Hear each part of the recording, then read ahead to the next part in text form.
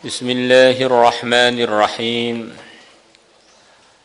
Al-babur rabi'u fi adabi muallimil Qur'ani wa muta'allimihi. Bab nomor 4 menerangkan adab-adabnya pengajar Quran dan yang mempelajari Quran. Sopan santun yang seharusnya dikerjakan oleh pengajar Al-Quran dan pelajar Al-Quran. Belajar Quran secara khusus kita masuk bab membaca huruf hijaiyah, diteruskan digabung-gabung menjadi akhirnya bisa baca Al-Quran.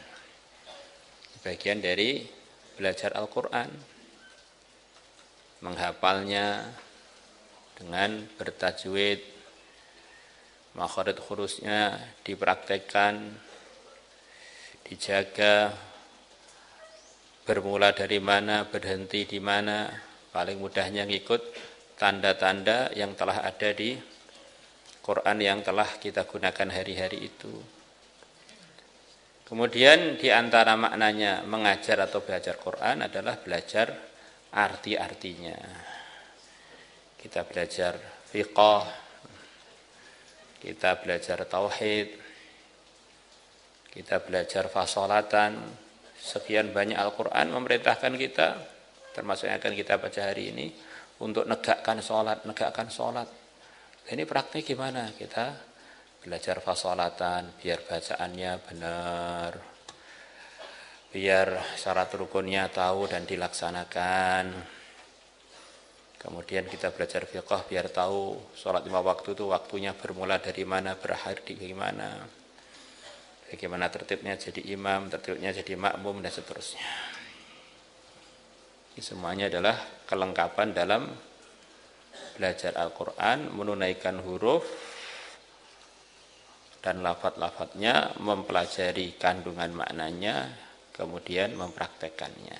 Ini sempurnanya hak yang minimal ditunaikan untuk Al-Quran, baik pun untuk pengajarnya atau pelajarnya.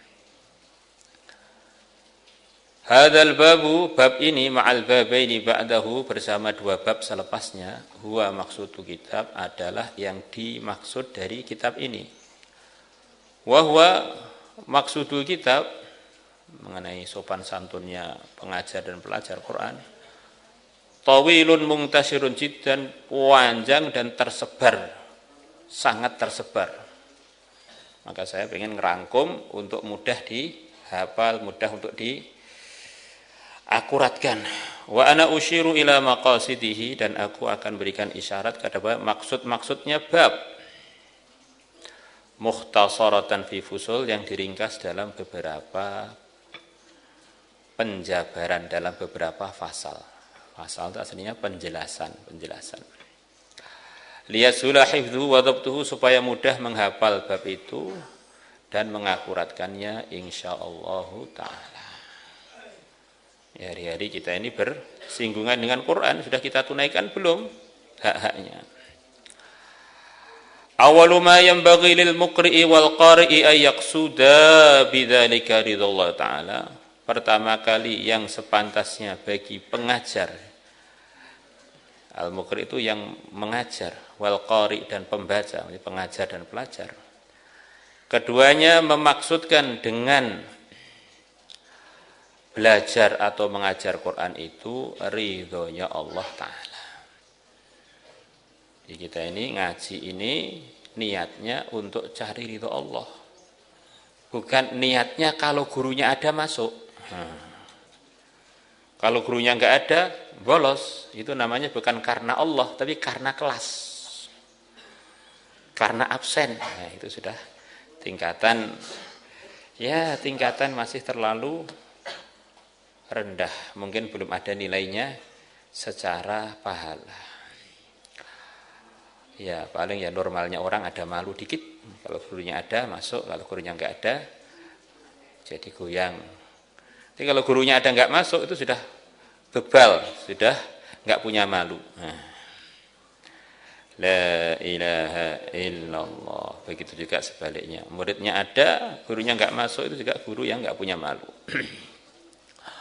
Qala Allah Ta'ala telah berfirman, "Wa ma umiru illa liya'budullaha mukhlishina lahud-din hunafa'a wa yuqimus salata wa yu'tuz zakah wa dzalika dinul qayyimah." Wa ma umiru, dan mereka tidak diperintahkan illa liya'budullah, kecuali hanya untuk menghamba kepada Allah, mukhlishina lahuddin, dalam kondisi mereka memurnikan untuk Allah ad-dina, agamanya. Agama itu aturan yang telah dibawa oleh Nabi, isinya akidah dan ahkam.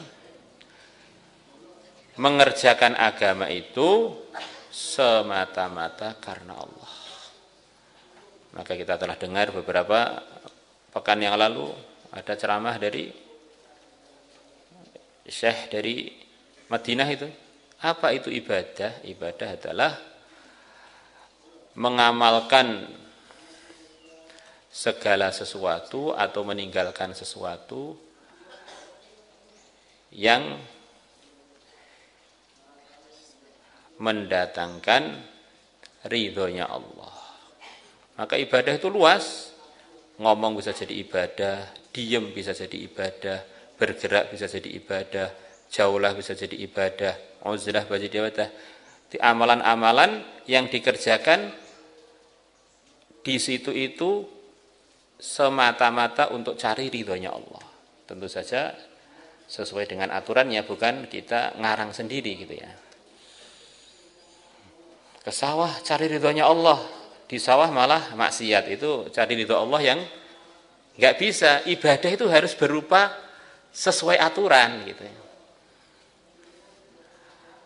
Mau kemana Pak? Mau kerja untuk cari bekal ibadah. Begitu kerjanya tidak diridhoi Allah, itu bukan ibadah. Nah, gitu. Ibadah itu harus berupa yang diridhoi Allah. Maka semua yang diridhoi Allah diniatkan karena Allah, itu baru namanya ibadah. Tidak harus berupa sholat, berupa zakat, tidak harus berupa materi, sikap-sikap harian. Kalau itu dalam ridhonya Allah, dinanti karena Allah, itu semuanya jadinya ibadah. Maka dengan kaidah itu kita bisa beribadah 24 jam. Tidur pun jadi ibadah. Karena tidurnya itu memang semata-mata karena ikut yang diridhoi Allah. Makannya pun jadi ridhonya Allah. Makannya semata-mata cari ridho Allah. Dan makannya memang makan yang diridhoi Allah. Jadi nggak bisa makannya haram katanya cari ridho Allah, nggak bisa. Maka ibadah itu harus sesuai prosedur. Tetapi yang disebutkan di sini termasuk ibadah yang pokok adalah menegakkan sholat, bayar zakat. Karena ini inti. Sholat itu katanya sebagian ulama, intinya kita ngelatih mulai ujung kuku sampai ujung rambut, digerakkan atau didiamkan hanya karena ikut perintah. Yang biasa kita dengar, membawa suasana sholat dalam kehidupan. Kemudian zakat itu adalah isyarat, di samping memang kita berkewajiban zakat, minimal zakat fitrah, itu adalah kesolehan kita atau keeroran kita ini sangat berkaitan dengan makanan minuman kita, harta yang kita pakai, harta yang kita kelola. Karena intinya dari zakat, di antara intinya biar kita ini merasa harta-harta yang kita pakai itu adalah titipan dari Allah. Kita ini hanya dititipi, bukan pemilik. Begitu pula dalam intinya sholat, supaya kita tahu mulai ujung kuku kita sampai ujung rambut kita itu miliknya Allah. Kita hanya dititipi, kita tidak berhak menggunakannya kecuali sesuai dengan ridhonya Allah. Maka kalau badannya dan makanan minumannya sudah dirasa itu milik Allah, orang akan lurus. Kenapa kok sholat dengan zakat selalu dalam Al-Quran itu gandeng terus, aqimus sholah atuz zakah? Karena itu orang itu harus mengumpulkan antara perasaan ubudiyah, penghambaan dalam badannya dan juga dalam hartanya. Kadang-kadang orang itu ahli sholat, ahli itu, tetapi makan minumnya ngawur. Ya, itu berarti hikmah zakah belum masuk di dalam hidayah untuk dia. Akhirnya sholatnya ghairu maqbul.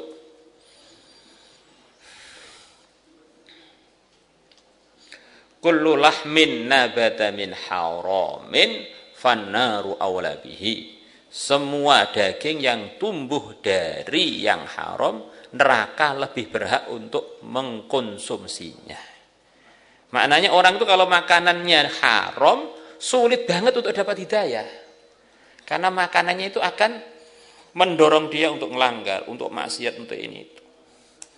Maka inilah pentingnya santri latihan selama di pondok, tashihul muamalat itu diantaranya itu. Nanti dia akan jadi penanggung jawab keluarga, nanti akan jadi penanggung jawab dagang, nanti akan jadi penanggung jawab masjid. Kalau tidak beres urusan muamalah, nanti jadi penyebaran pencurian di seluruh pelosok Nusantara. Walaupun kan orang itu nggak ada jaminan. Kalau sudah ngaji kemudian soleh, munafikin tuh ngaji terus bersama Sayyidul Anbiya, tetapi nggak dipraktekkan. Innal munafiqina fi darkil asfali minan nar. Kita ngaji ini bersyukur. Di samping itu muhasabah. Iki wis tak praktekne apa durung? Omdo apa memang sudah jadi kenyataan? Omong doang apa jadi kenyataan? Hunafa'a, dalam kondisi mereka adalah condong kepada kebenaran. Kita ini harus ngelatih diri kita selalu simpati, selalu mendukung kebenaran. Bukan sekedar menjadi orang benar, tetapi kebenaran-kebenaran harus kita dukung. Kan kadang-kadang orang itu benar tapi dipek sendiri, diambil sendiri. Tidak mendukung kebenaran sekitar yang nggak peduli. Nah, itu namanya belum mengamalkan hunafa. Ya, hanif itu kalau kamu lihat arti-artinya condong kepada kebenaran. Maksudnya gimana? Inilah yang diperintahkan Allah dari hambanya, bukan sekedar ikhlas, bukan sekedar jadi orang baik, bukan jadi orang benar. Dukunglah kebenaran-kebenaran yang ada. Harus berani ngambil sikap untuk mendukung kebenaran. Kebenaran itu aturannya gimana, Pak? Ya kalau Ahlus Sunnah wal Jamaah mesti benar. Wadzalika, dan itu ibadah dengan ikhlas, kemudian condong kepada kebenaran, kemudian menegakkan sholat, kemudian membayarkan zakat dengan sekelumit keterangan yang telah diceritakan tadi, dinul qayyimah, agama yang lurus. Jadi kalau kita pengen tahu agama kita lurus atau belum, maka ayat ini kita renungkan. Sudah saya praktekkan belum? Al-millatul mustaqimatu artinya dinul qayyimah adalah agama yang lurus. Wa fi sahihaini, dan diriwayatkan dalam kitab Bukhari Muslim an Rasulillah sallallahu alaihi wasallam. Innamal a'malu, sesungguhnya amalan-amalan binniyati, dinilai dengan niat-niatnya. Ini kalau para fuqaha mengatakan innamal a'malu, sesungguhnya sahnya amalan-amalan binniyati dikaitkan dengan niatnya, dengan tujuannya. Sama-sama dalam kebaikan, satunya biar dilihat teman-temannya, satunya biar diridhai Tuhannya, zahirnya sama, tetapi karena tujuannya berbeda, satunya diridhai Allah, satunya dimurkai Allah. Sama-sama berjuang fisabilillahnya, satunya sepagi sepetang dia mendapatkan keuntungan, lebih baik mendapatkan dunia daripada mendapatkan dunia dan isinya, satunya mendapatkan murkanya Allah karena di dalam perjuangannya bukan karena Allah.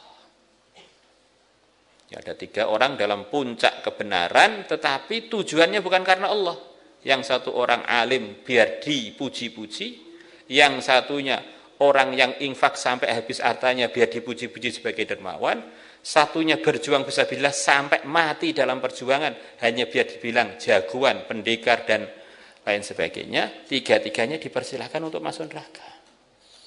Dan banyak ulama berpendapat itu maksudnya kekal abadi di neraka. Kok bisa? Karena bukan karena Allah, bagaimana mau minta pahala pada Allah? Wong amalnya itu bukan karena Allah. Seperti kamu kerjanya bukan di Al-Fatah, kok minta gaji di Al-Fatah, itu nggak nyembung. Itu antar makhluk aja nggak sopan. Kerjanya itu bukan untuk Al-Fatah, tetapi kok minta gaji di kantor Al-Fatah. Wow, orang ini saking parahnya errornya otaknya, rumah sakit jiwa Solo pun mungkin nggak nerima itu. Terlalu error ini. Ya, orang amal bukan karena Allah kok minta surga, minta itu gimana? Apa kaitan kamu dengan Allah?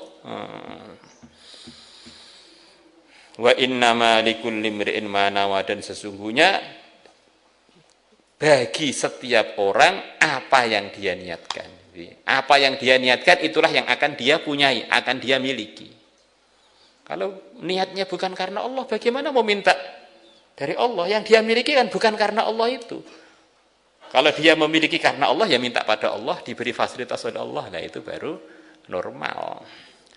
Maka Imam Nawawi apa yang dikatakan beliau, wahadzal haditsu, dan hadis ini min usulil Islam, adalah termasuk asas-asasnya agama Islam.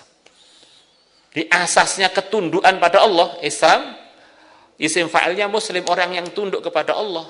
Dan muslim itu kata Imam Suyuti, dulu dalam riwayat-riwayat hadis ini hanya gelar untuk para anbiya.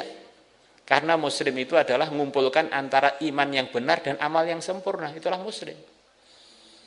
Maka para anbiya doanya tawafani muslimah, bukan tawafani mu'minah, tawafani muslimah. Wa ana awwalul muslimin, aku pertama kali orang yang menyempurnakan iman dan amal. Orang beriman suruh matinya benar-benar telah menyempurnakan iman dan amalnya. Ittaqullaha wa la tamutunna illa wa antum muslimun. Maka orang itu permulaan dan pendasaran supaya bisa jadi muslim itu adalah meluruskan niat. Perhatikan niat kamu, karena ini asas terterima dan tidaknya semua ketundukan kita ini dari sini. Maka kita sudah mondok, ini kebaikan zahirnya, tapi niatnya apa? Kalau niatnya karena Allah, pengurus ada, nggak ada, yang absen ada, nggak ada, tetap tertib terus. Jadi kalau bukan karena Allah, begitu nggak ada yang ngawasi sedikit, sudah error lagi. Jadi yang menjaga kita itu sebetulnya ya hati kita itu.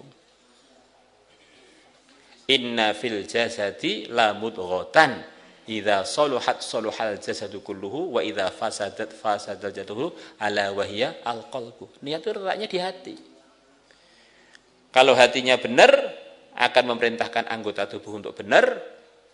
Kalau hatinya enggak benar, itulah enggak berniat hati, di antaranya tujuannya apa itu di hati. Hati itu tempatnya di mana sih Pak? Ya, hati itu sebetulnya perasaan yang enggak bisa didata, tapi letaknya itu di jantung. Maka dalam nyanyian ini bisa si jantung hati. Jadi hati itu bukan liver yang di sini, hati itu letaknya di bawahnya dada, di bagian kiri. Jadi kalau kita bilang al-qalbu di dalam hadis itu maksudnya adalah jantung. Maka kalau gambar cinta itu gambar jantung. I love you itu loh gambar jantung. Maka kalau kita susah itu, yang kita pegang kan bukan perut kita, liver itu tempatnya, dada saya sakit, memang letaknya di jantung itu. Saya sumpek yang kita pegang, tersinggung pol-polan, yang kita pegang dada itu, karena memang yang berdetar-detar di situ itu. Itu kalau di foto jantung kita nggak ada, nggak kelihatan, niat itu nggak ada. Tapi kalau dirasakan itu sebetulnya muaranya niat itu letaknya ya secara gaib di jantung ini. Seperti kita mikir-mikir di otak ini jantung. Maka di antara tertibnya sholat yang kita dalam sebagian isyaratnya para ulama di sebagian hadis adalah dengan memegang jantung, memegang hati, diletakkan di sini. Karena letaknya hati di sini. Terus kalau kalau kamu lihat adabnya ini termasuk adab internasional yang sering dipakai oleh Daulah Utsmaniyah, bahkan sekarang jadi satu bentuk penghormatan internasional. Kita letakkan tangan kanan di dada kiri. Maksudnya hati saya simpati pada Tuhan. Saya hormat pada Tuhan. Gitu. Bukan kanan. Kanan apa? Ya isinya paru-paru dan sebagainya. Jadi kalau hati itu di kiri. Kadang-kadang kan kalian kolbu itu dikira sate hati, itu bukan. Sate jantung. Kalau sate jantung itu kabid dalam bahasa Arabnya, kabid. Memang kadang-kadang kabidun itu diartikan jantung itu kadang-kadang di satu-satu kondisi tertentu.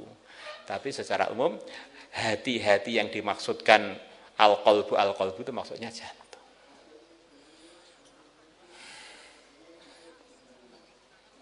Paham? Kurang lebihnya begitu itu. Tahu kan? Kamu mungkin tahu orang-orang yang hormat.